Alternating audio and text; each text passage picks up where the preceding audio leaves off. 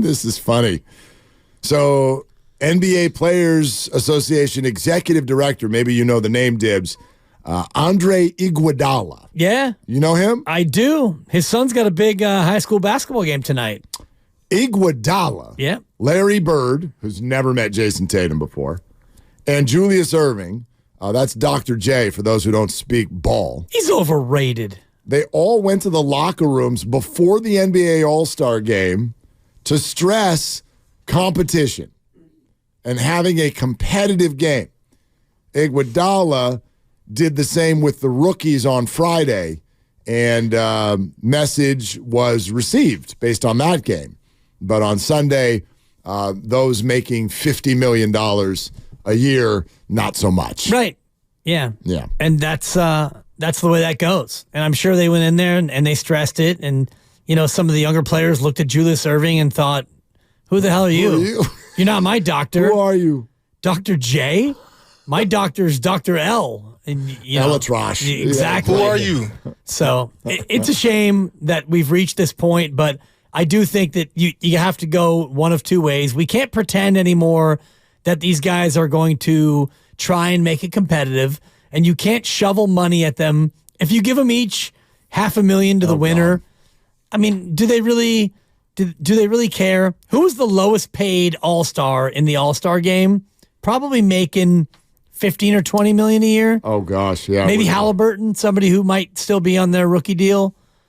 Somebody who's not making that much. I have a feeling you'll pass this test, but let me try it. Who beat who in the NBA in-season tournament final this year? The Lakers beat somebody. Good. Somebody from the East. Good. That's correct. Hold on, Grandy. I know this. Hold on. I know this. Hold on, Grandy. I know this. It's because I thought, Come on. Who did it? Who'd they play? Who'd they beat?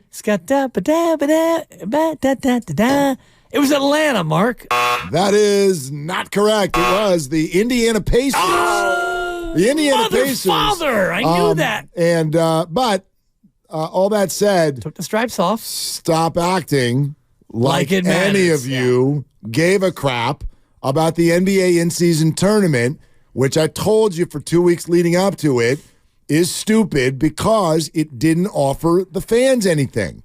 So this whole it'd be better if we offer them $500,000. No, I don't care. You don't care. Nobody should They care. don't care. And they shouldn't. They shouldn't. I told you what I was rooting for in the NBA in-season tournament. Miss it. So you don't have to play extra games and you get to play Portland next week. I thought that was a no-brainer for Steph and the Warriors. Give me rest or give me death. Well, they went 1-1 in the bonus games. Yeah. Because they had OKC as well. That's true. Which was a That's loss. true. But if they had made it, they would have had 2 hard games instead of 1. Right. And they beat Portland. They almost lost it, but they beat Portland. But I feel for TJD, who, if they would have won it, would have gotten $500,000, which is about a third of what he makes. Exciting. He'll be fine. For him, He'll be fine. he would have been stoked. He'll be fine. My point is, the NBA All-Star Game, there's not enough money you could shovel them to make it worth their while. And Steiny's idea, or it came from Botch or whatever the listener was, Bootsy. You can't just completely jerry-rig the regular season schedule based on the result of a game. So a guy's on vacation in the south of France, and he finds out, you got to play tomorrow because Karl Anthony Towns missed a jumper. He didn't box out. And, they lost the game, so now you got to play tomorrow? I'd argue. It doesn't work. I'd argue that we've already seen a professional league try to hang something that matters around the All-Star game. There's nothing we can do. This time it counts. And we hated it. We hated the fact My Bud Selig's much better than yours. It is. But I was doing the Yours VO is guy. too stately. Yeah. All-Star game. This time it counts. Well, we've decided that the winner of this game is going to get home field throughout the playoffs. It's not bad. It's not bad. I just don't know how many people are that know that it's not bad. Alan E. Bud Selig. There he is. Gosh, baseball What a commission. joke. Totally. So we hated that, and they did away with that. So let's not do that with the NBA All-Star game either, because that ain't it. And I'm sitting here telling you, I don't know what is it. I don't know if there even is an it. You got to junk it up. Just completely junkify it. Put some junk in that trunk and make it so that you have a 4-point shot, a 5-point shot, a 6-point shot, a 7-point shot, whatever you want to do, a 10-point basket that's 20 feet in the air. You got to make it as farcical as they have made it because this thing is a farce. Well, I mean, you could do what the NFL does, and just go fart around for a few days. Right. Why do we need? Oh, we got the game. I get it. Advertising, there's a lot that goes into it, but just like that's where we're heading. That's all anybody really cares about. And TV ratings were up. I saw a report that they were up between 11 and 14%. Okay. So more people did watch it. And, you have young people in your house, and they were interested in it. They were. Not from tip to horn, I'm sure. They were probably in and out. They wanted to see it. Yep. They wanted to see it. They were actually due elsewhere for a portion of their evening. And when they found out the schedule, they're like, no, I want to be home to watch the All-Star game. I'm okay. Like, you do? Yeah. Why, may I ask? But we were watching. We were in and out. Yeah, it was on. Yeah, we picked and popped. I mean, it's a weekend where it's the first weekend where there's no football. There's nothing going on. Right. I would have turned on, NBA players read to kids. Sure. NBA players play cornhole. Great. Yeah. That's where we're almost there. Almost. We're almost there. And I think that's where ultimately this probably will go. Yeah. I would love to see him junk it up with a 4, 5, and 6 point shot, but they're more likely going to go, Steph Curry against Giannis in lawn darts. Fine. Right? Fine. Shuffleboard, cornhole, table tennis, whatever you want to do.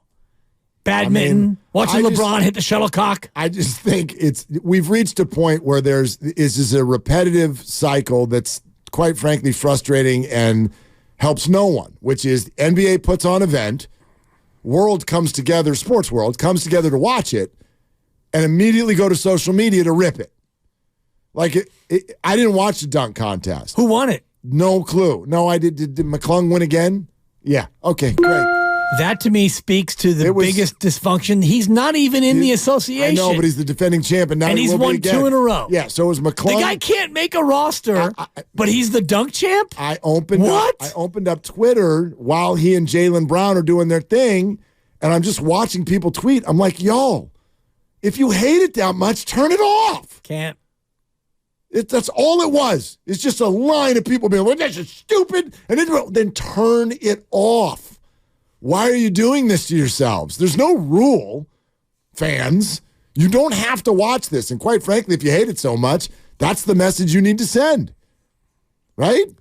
All right, Mike in Oakland's got an idea. Hey, Mike, what's up? Please let me junk up throw another junk idea out there. Junk it up. Junk idea.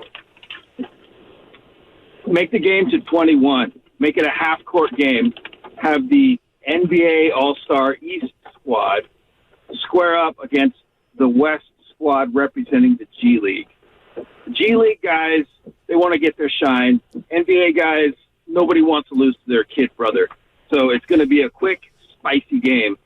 Switch it up for the West Coast, and then the winner of those 2 games plays one more game at 21. I mean, but why is anybody, you know what I mean, Mike? Like, why is a young NBA fan going to be like, let's gather around and watch a bunch of G League players I've never heard of? Why are they watching? I don't know. I think maybe because, we got a G League guy who just won the slam dunk contest, and so maybe people want to get a little exposure. Yeah, Mike, I hear you, and I'm not, I don't want to be dismissive of your idea any more than I've dismissed all the ideas. I've not heard anything yet that's like, ooh, I'm in. I've not heard a damn thing. And I've also not heard the NBA even blink at the idea of making changes. Because ratings are up. Right. More people watched it. And so they don't care if the old heads thought that it was not competitive and they came in and gave their pep talk and nobody played defense. The ratings were up. And the networks probably saw the numbers and thought, yeah, let's see if someone can score 250 next year. Yeah. Oh, God. Well, just bring Karl Anthony Towns. He apparently super gets off on it. Would the East shoot 95 threes in the game? I don't know. And they made almost half of them. Right. Like I saw one good point. Somebody brought this up on social media. They're like, you know what? We rip the NBA defense all year long. They're actually really doing something because look what this looks like when they're not. Right. They make all the threes when you don't guard them at all. So somebody's actually guarding them in the regular season. I was like, that's kind of an amusing take.